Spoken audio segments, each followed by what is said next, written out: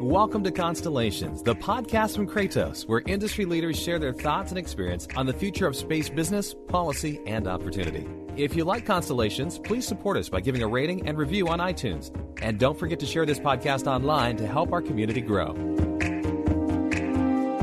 Welcome to the Constellations Podcast, a podcast from Kratos. My name is John Gilroy, and I will be your moderator. Today, we'll talk about the documentary Wild Wild Space, coming out on HBO today, July 17th. Joining me are director Ross Kauffman and producer and technology writer Ashlee Vance. Well, gentlemen, Wild Wild Space is getting a lot of attention. Most of our audience is familiar with or even know personally the people in the movie, but they may not know what's going on behind the scenes. Well, tell us what this movie's all about. Well, this is, it's a story about the rise of commercial space in a lot of ways. I think people are familiar with the billionaire space race that gets covered in the press quite a bit with Elon Musk and Jeff Bezos and Richard Branson sending up rockets. And we tried to tell a bit of a different story here, which is some of the as the title suggests, the wild underbelly of this industry. And we have an amazing set of characters that we followed for a number of years. And I think this is meant to show people a very funny, entertaining, dramatic story about something they're maybe not as aware of as they should be, which is capitalist coming for space. Ross, when I saw the title, I thought of that movie Wild Wild West and thought of gunslingers and Indians, all kinds of trouble. So is that what you're trying to get with the title? I mean, what a catchy title. Yeah, I mean, we were just trying to capture the feeling really of Ashlee's book. I read Ashlee's book about 2 years ago, or a year and a half ago, I think. And, it has this quirky, fun, sort of sardonic tone to it. Meeting the people in the film, I was just really taken with them. And as we started to film with them and as we started to really craft the story, it became very evident that it was a kind of bizarre, wild ride. And I try to explain it to people, and I say, this is just kind of a romp through space, but with a very intense kind of underlying message and the underlying theme of, this is an industry, this is a part of our lives that we have to be really careful about and keep an eye on in the near future and now.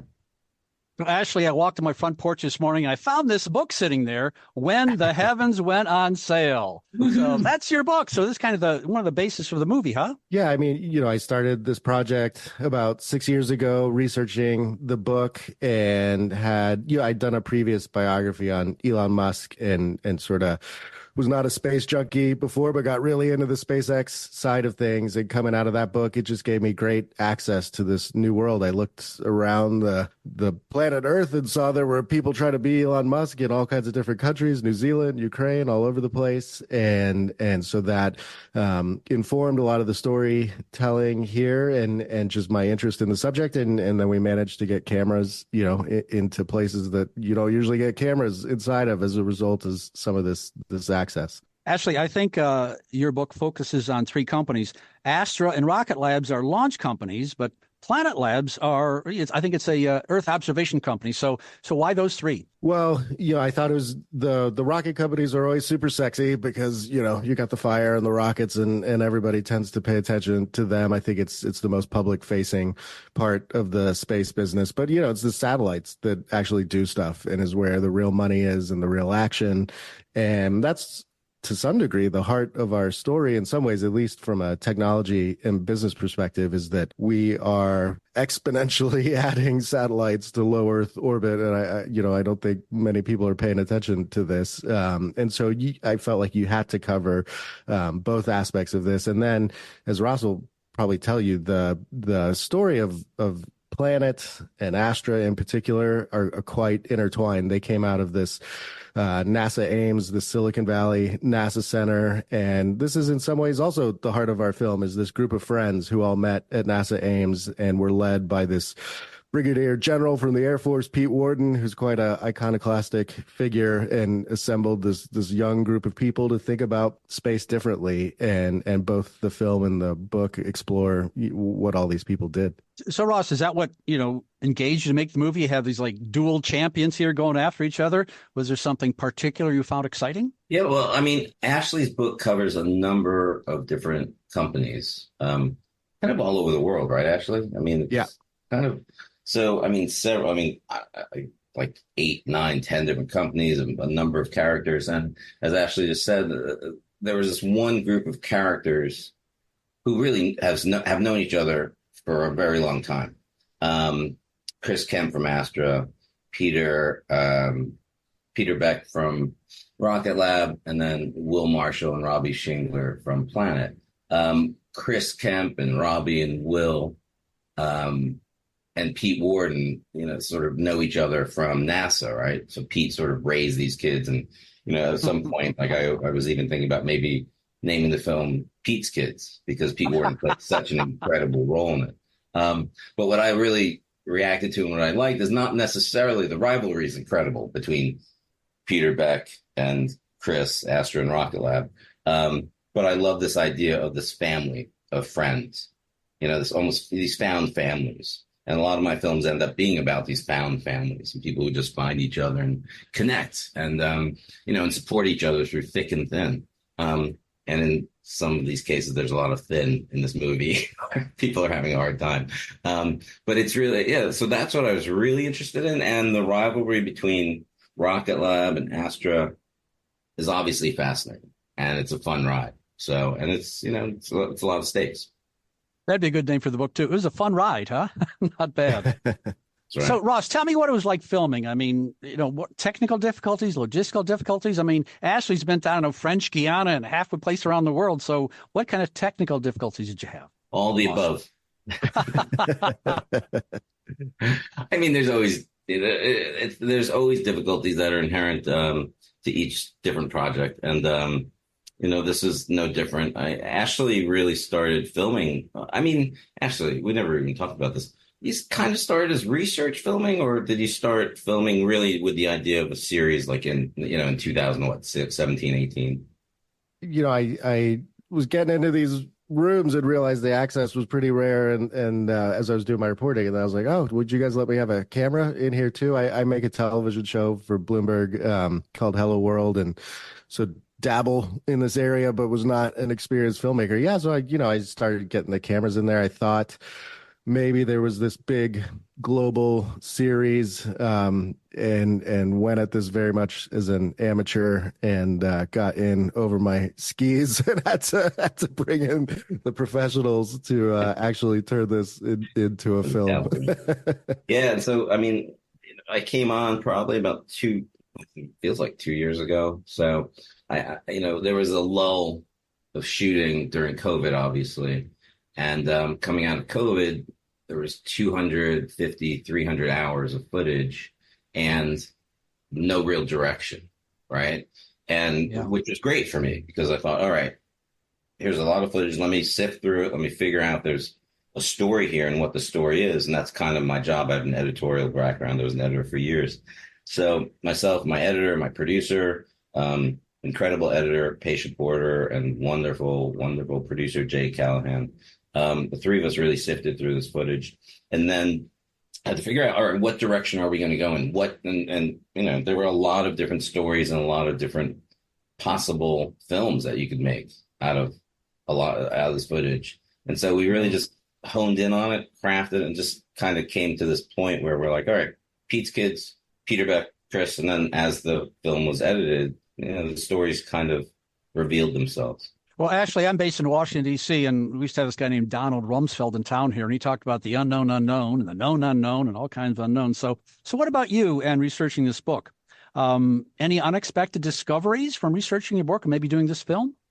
God, so many. Well, Donald Rumsfeld, it's funny you bring him up. He's the inciting incident for much of this story. He actually fired Pete Worden and made him.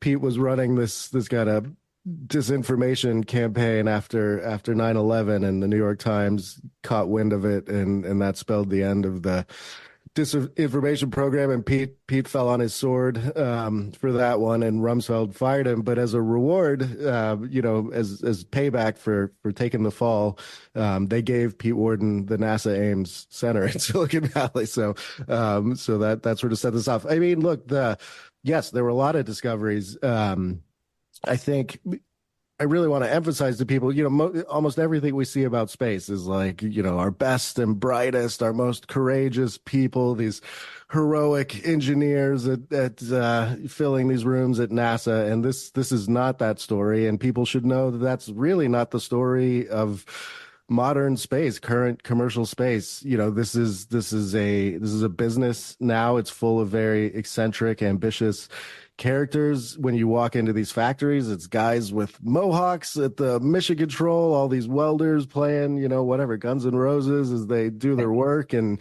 it's just a very different set of characters. I'm quite certain this is the first film ever to show this actual side of what space has become. And so all that, I had this intuition, I guess, just having covered commercial space, but the actual reality of how far this industry is from people's perception for the last 50 years of films and books was probably the biggest surprise.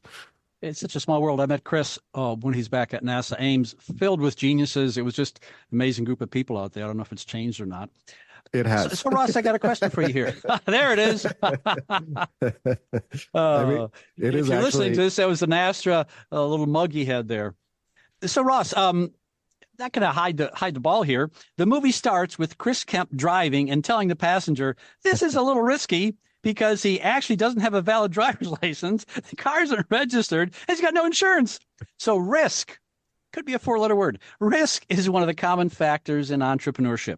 Can you elaborate on how the idea of risk is communicated in the movie? Yeah, I think that's a good point. I mean, every moment for these people is about risk. Every step of the way, just this. Even for me, I kind of. I'm a documentary filmmaker, and we sort of like get involved with these films. We don't know if they're going to work out. We have no idea. We might go into debt. We might be, washed up within, 3 years of possibly finishing the film or possibly not finishing the film. And I kind of feel a kinship with these people. I feel like I kind of understand this idea of risk. I mean, their stakes are huge, right? And it was really, that's a huge part of this whole equation. How are you going to deal with that risk? How are you going to weigh the risk versus the reward? Chris is an incredible person. I give Chris a lot of credit for not only taking on the risk of starting a rocket company, but sharing that with the film crew. Really letting us into his lives. Chris is he's a wonderful character, but he actually does have a sensitive side to him that he wants to share what he's doing. He's like the rest of these entrepreneurs as well. He wants attention, and he's wants success. But I really believe that Chris, him sharing this window into this huge risk that he took on was kind of, I don't know, how would you say it, Ashlee? Not courageous. Yeah, but...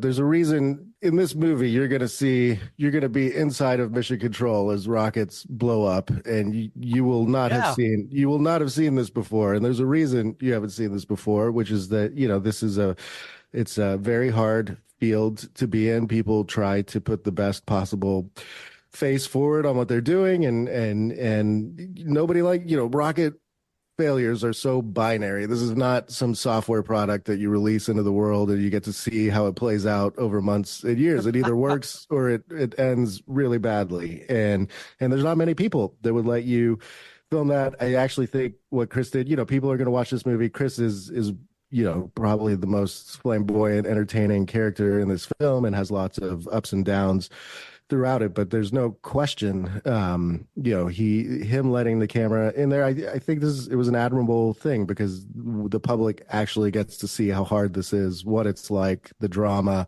the stakes, and as far as I know, I'm a space junkie now. I've never seen footage like this before, where you actually get to be in the room when things go badly and see how people handle that. Yeah, it's going to be a great scene. Earlier, I talked about challenges just in, going different parts of the world and putting this film together. Let's switch to different types of challenges here. So when you were filming, what did you see as the most significant challenges and opportunities in the current space industry landscape? Ooh, we're in the thick of it at the moment. The elephant in the room, which we do address in the film, is Elon Musk and SpaceX and Starlink, which have all the appearance of a monopoly at the moment. One that, credit to them for creating it and going faster than everybody else. But this industry is in a massive transition. This is also another huge point in the movie. For 60 years, this was a field that was controlled by a handful of governments that moved at their pace and did what they wanted in space. And that era is over. And whether it's Elon Musk or Peter Beck or Chris Kemp, entrepreneurs are rushing into space. And now, we cover this in the film extensively. There was a boom, right? There used to never be any public space companies, and around 2-3 years ago, all these companies went public. They're under the scrutiny of investors, and now we're seeing some of them fail and go bankrupt and on very hard times. And so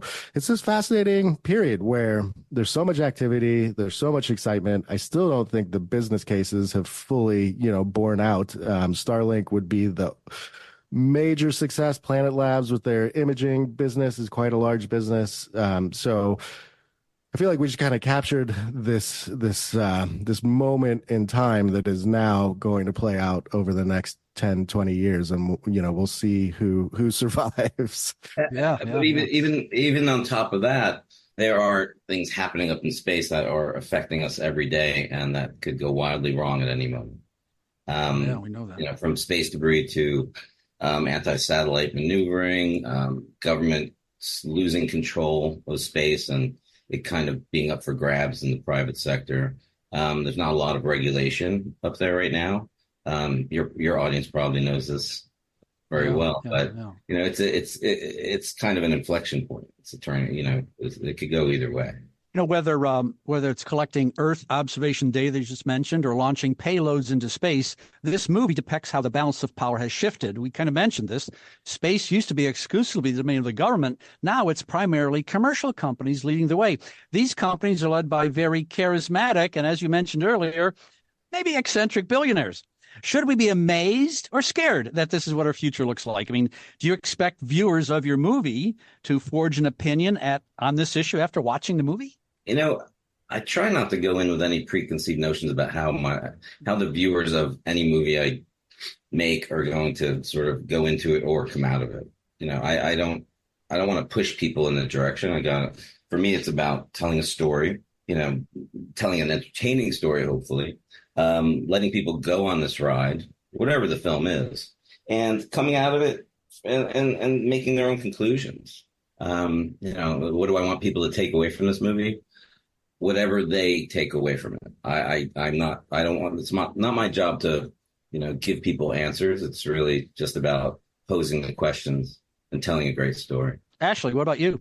I come at a lot of my reporting, my book here from a admittedly optimistic bent. I'm very interested in technology. And I think we've already seen, I find planets technology fascinating. This idea that we can watch all of the Earth every day, all the time, and see what's actually happening to our planet. I liken it to like this real-time accounting system for the planet. We get to count all the trees, see how much methane's going up. If we're going to actually do things like putting any kind of metrics around climate change issues, I think this is the way this will be done. And so I see this exploration of space as a quite positive turn. I think, there are major questions to go with. As part of the reason I did the book when I did it, I tend to kind of run a little bit ahead of the curve on some of these things, and is that, I don't think people were paying attention. We should be asking these questions. The worst thing we could possibly do is repeat all the mistakes in space that we've done on Earth. It seems a little bit like we're heading that direction, possibly, and nobody was really paying attention. If you go to the average person on the street and you say, for 60 years we had 2,000 satellites around the Earth, and we're about to have 100,000. Nobody knows that. Nobody's paid attention to that. Nobody's thought that through. And so, I think this film is amazing because it's going to reach a much different audience than the book in a more visceral way. And hopefully people will at least start to have this discussion. So, gentlemen, any upcoming space-related projects? Well, Ross and I are doodling on one that's tangential to space that I don't know if we can kind of reveal just yet. We've got something cooking, but yeah, I mean, I continue to cover it. If I'm totally honest, I thought about this every single day for 6 years, and I'm spaced out for a bit. I think it's something that I'm definitely going to follow for the rest of my life. But I needed a little bit of a break for a second. And then, Ross and I we just met through this film, and we've gotten along so well, and I think have a lot of shared interest across things. So we'll see. Yeah. I mean, I'm someone who really knew nothing about space. This journey for me has been this eye-opening, fascinating, really incredibly fun ride. So for people who don't know anything about space, this is a really great movie to just jump into and sort of get a primer on what they're about to sort of witness and what's going to happen in the world.